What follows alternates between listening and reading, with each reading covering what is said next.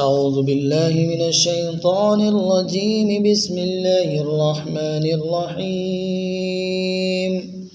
وعباد الرحمن الذين يمشون على الأرض هونا وإذا خاطبهم الجاهلون قالوا سلاما والذين يبيتون لربهم سجدا وقياما والذين يقولون ربنا اصرف عنا عذاب جهنم إن عذابها كان غراما إنها ساءت مستقرا ومقاما والذين إذا أنفقوا لم يسرفوا ولم يقتروا وكان بين ذلك قواما والذين لا يدعون مع الله إلها آخر ولا يقتلون النفس التي حرم الله إلا بالحق ولا يزنون ومن يفعل ذلك يلقى أثاما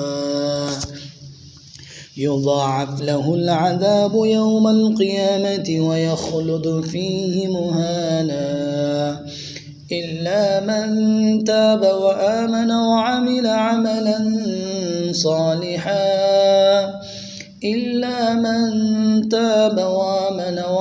عملا صالحا فأولئك يبدل الله سيئاتهم حسنات وكان الله غفورا رحيما.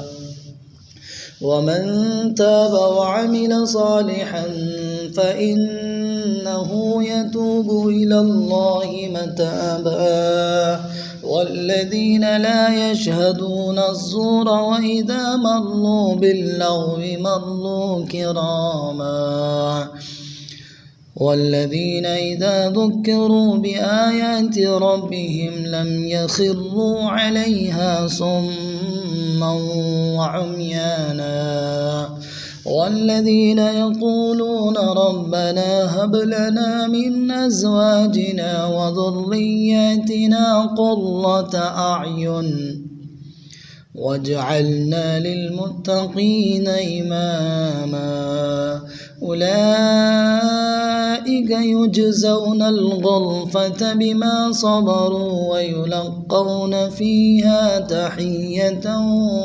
وسلاما خالدين فيها حسنت مستقرا ومقاما. قل ما يعبأ بكم ربي لولا دعاؤكم فقد كذبتم فسوف يكون لزاما.